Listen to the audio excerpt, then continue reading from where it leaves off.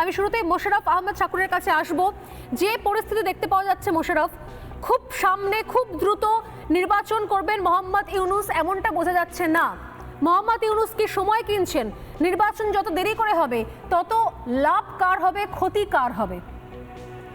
মোশাররফ, তো আমি আপনাকে বলি যে ডক্টর ইউনূসকে নিয়ে যে পরিমাণ গালাগাল দিলেন, ডক্টর ইউনূস একজন প্রগ্রেসিভ মানুষ। আপনি জানবেন যে ডক্টর ইউনূস কোনো চিওয়ালা না। এই যে আপনাদের যে ট্রাম্প এসে যে বললেন মাই ফ্রেন্ড চিওয়ালা, চিওয়ালা যখন দেশের বাইরে যায় বা আপনাদের দেশের বাইরে যায় তখন তার ইন্ট্রোডাকশন লাগে, আর বক্তৃতা যখন করে ইন্টারপ্রেটার লাগে। ডক্টর ইউনূস যখন দেশের বাইরে যান ইন্ট্রোডাকশনও লাগে না, ইন্ট্রোও লাগে না। তো ইন দ্যাট কেস ডক্টর ইউনূসের নেতৃত্বে বাংলাদেশের মানুষ ভালো আছে। আমরা যেটা ডক্টর ইউনূসের সাথে আলোচনা করছি একটা জেনুইন নির্বাচনের জন্য বাংলাদেশের মানুষকে প্রতিনিধিত্বশীল একটা সরকার ফিরিয়ে দেওয়ার জন্য আমরা তার ভুল ত্রুটি নিয়ে মাঝে মাঝে আলোচনা করছি। একটা সরকার চালালে একটা ইন্টারিম গভর্নমেন্ট যারা পূর্ব অভিজ্ঞতা নেই কাজ করার একসাথে তাদের কিছু ভালো লাগছিল। মোশাররফ, আপনি বলছিলেন নিঃসন্দেহে আপনার কথা আমি 100% সহমত, কিন্তু একটা কথা বলুন আমাকে, যে মোহাম্মদ ইউনূস যে নির্বাচন করাতে চাইছেন না, এটা তো আমার বক্তব্য নয়, এটা রিপাবলিক বাংলার বক্তব্য নয়। রুহুল কবির রিজভী কি বলছেন তার দায়িত্ব রিপাবলিক বাংলা নেবে না। মির্জা ফখরুল সাহেব কি বলছেন তার দায়িত্ব রিপাবলিক বাংলা নেবে না। মির্জা ফখরুল সাহেব বলছেন যে মোহাম্মদ ইউনূসকে বসিয়ে কি লাভ হলো, শকুন দিয়ে কাকচিল দিয়ে খাইয়ে ফেলবে। তো এই জন্য আমি আপনাকে বাংলাদেশের ভবিষ্যৎ নির্বাচনে, পরবর্তী নির্বাচনে শেখ হাসিনা ফিরে আসার কোনো সম্ভাবনা নাই। আর একটা কথা বলি আমি, না কেন সম্ভাবনা নেই কেন? যদি আওয়ামী লীগ প্রতিদ্বন্দ্বিতা করে, যদি আওয়ামী লীগ নির্বাচনে প্রতিদ্বন্দ্বিতা করে, তাহলে কেন শেখ হাসিনা ফিরে আসতে পারবেন না? আমাকে বোঝান।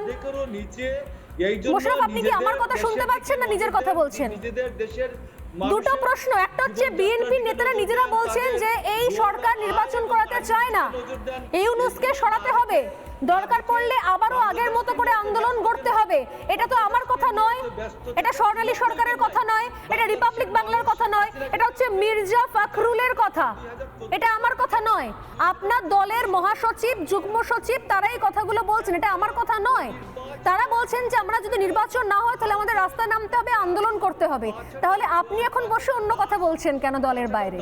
যেভাবে রাজত্ব করেছে বাংলাদেশে, ভারত যেভাবে তাকে দিয়ে এইখানে রাজত্ব করিয়েছে, আমি মনে করি ভারতের সাউথ ব্লকের সাথে, ভারতের পররাষ্ট্র মন্ত্রণালয়ের সাথে বাংলাদেশ, গোটা ভারতের মানুষ একমত পোষণ করে না।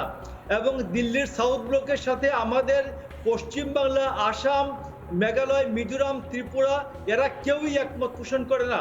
বাংলাদেশকে নিয়ে পশ্চিমবাংলা, আসাম, মেঘালয়, মিজোরাম, ত্রিপুরার কোনো মানুষ শঙ্কিত নয়। আমরা সবাই, আমরা পার্শ্ববর্তী, আমরা প্রতিবেশীদেরকে নিয়ে ভালো আছি, ভালো থাকতে চাই, বিদ্বেষ ছড়াবেন না। মোশাররফ, আপনি বলছেন আমার শোতে বসে যে আপনি প্রতিবেশীদের নিয়ে ভালো আছেন, ভালো থাকতে চান। মুশকিলটা কি জানেন, যে আপনারা শোতে বসে যখন ভারতীয় মিডিয়ায় আপনারা কথা বলেন তখন আপনারা আপনার দলের নেতারা কি বলেছেন সেগুলোকে আপনারা মনে রাখতে চান না। আপনার দলের নেতারা বলেছেন যে 4 দিনে ভারত দখল করব, আপনার দলের প্রাক্তন নেতারা বলেছেন ভারত বিদ্বেষী কথাবার্তা। মার্কেটে ব্যবসা লাল বাতি জ্বলেছে, পেট্রা ফুলে হোটেল চলে না। তো এই জন্য যে ভারত পশ্চিম বাংলার যে অর্থনীতিতে যে ধস নেমেছে এই আমাদের ময়ূখ রঞ্জন আর শুভেন্দু অধিকারীর প্রচারে, এটা কারো জন্যই ভালো নয়। এই জন্য আপনাকে বলছি যে দিদি, এই আমাদের পার্শ্ববর্তী আমরা যারা প্রতিবেশী আছি, প্রতিবেশীদের মধ্যে সুসম্পর্ক, বিদ্বেষ নয়, সুসম্পর্ক স্থাপনের জন্য প্রচার চালান, এতে ভালো হবে, প্রপাগান্ডা নয়। প্রপাগান্ডা কারোর জন্য ভালো হবে না। আমরা তো রয়েছে এদেশে মোশাররফ সাহেব, আপনি বলছেন ভালো কথা, বন্ধুত্বের কথা, কিন্তু আপনারা কেন ভুলে যান যে আপনারা যখন কথা বলেন ভারতীয় মিডিয়ায়, তখন ভারতীয় মিডিয়া কিন্তু আপনার দলের প্রত্যেকের বক্তব্য রেকর্ড করে নিয়ে বসে থাকে। একটা কথাও আমি কিন্তু আমার নিজের কথা বলি না। আপনার দলের এর আগের যারা মাননীয় বয়স্ক নেতারা রয়েছেন তারা যে ভাষায় যেভাবে কথা বলেন সেই কথাগুলি আমি তুলে ধরি। আপনি ভুলে যাচ্ছেন মির্জা ফখরুল কি বলেছেন, রুহুল রিজভী এর আগে কি কথা বলেছেন, রুহুল কবির রিজভী যার কথা বলছেন আপনি কি কথা বলেছেন এর আগে, ভারত সম্পর্কে কি মন্তব্য করেছেন। তিনি মোহাম্মদ ইউনূস সম্পর্কে কি মন্তব্য করেছেন? তিনি বলেছেন যে ইউনূসকে বসিয়ে ভুল করেছি আমরা। তিনি বলেছেন যদি ইউনূস নির্বাচন না করে তাহলে দরকার পড়লে আমরা আবারও রাস্তায় নামবো, এই সরকারকে উৎখাত করার জন্য আবারও আন্দোলনে যাব।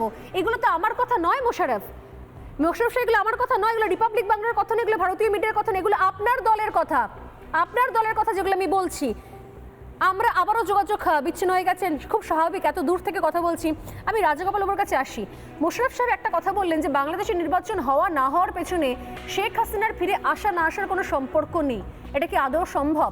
যদি নির্বাচন হয় তাহলে আওয়ামী লীগ সেখানে পার্টিসিপেট করবে না, আওয়ামী লীগ নির্বাচনে দাঁড়াবে না, আর আওয়ামী লীগের প্রধান মুখ হিসেবে, প্রধানমন্ত্রী পদপ্রার্থী হিসেবে শেখ হাসিনা দেশে আসবেন না প্রচার করতে? কি মনে হয়? না দেখুন, যে ধরনের ব্যবস্থাপনা চলছে তাতে বোঝা যাচ্ছে যে একটা